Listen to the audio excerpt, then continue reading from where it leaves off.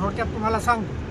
माझा मुलगा धनंजय जवळ 17 ते 18 वर्षापासून काम करतो. आज अनुदान मिळाल, उद्या पडताळणी व्हायली हे आशेने त्यानं आतापर्यंत काम केलं. आणि नंतर मी बिमार पडलो.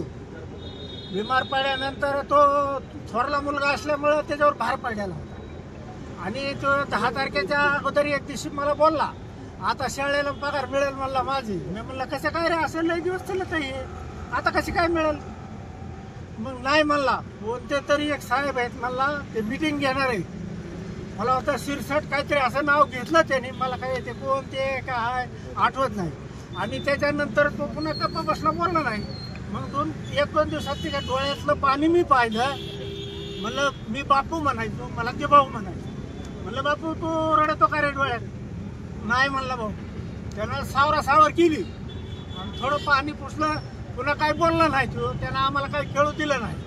आणि जर शासनानं त्यावेळेला त्यांना 20% 40% काही दिलं असतं तर आम्हाला सोडून माझं लेकरू गेलं नसतं. आणि ते एकटंच माझं नाही, माझे हे सगळे धनंजय. तुमच्यासाठी आम्ही मेलो तरी मागं घेणार नाही. आमची लेकरच चालल्यावर आमच्या जगून पाहिजे.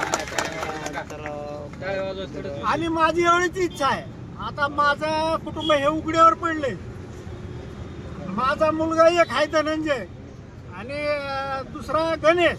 धनंजयच्या बायकोचं नाव राजकन्या. तिला सरकारनं तिच्या सेवेत सामावून घ्यावा.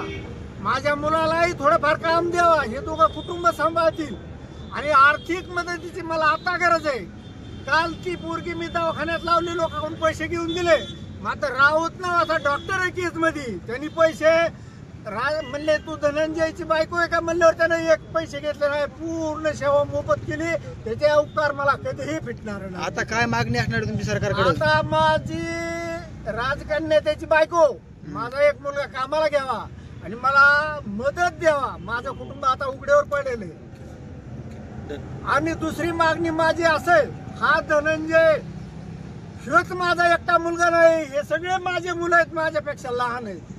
आणि ह्याच्या घरी सगळ्याच्या कोणाच्या परिस्थिती बरोबर नाही, हे त्या परिस्थितीत उभे आहेत सगळे. अश्रू येतात एकीकडे, दुसरीकडे तुमचा मुलगा गेलेला आहे. कोण जबाबदार आहे घटनेला सगळ्या? या जबाबदार मला काही कुठलं माहिती नाही, सांगितलं नाही त्यांनी किंवा कळू दिलं नाही. मात्र तो टेन्शन होता, पगार मिळत नाही म्हणून टेन्शन मध्ये होता. आणि यांच्यावर तरी ही वेळ येऊ नये. आणि जर यांच्यावर ही वेळ आलीच तर याला संपूर्ण शासन जबाबदार राहील.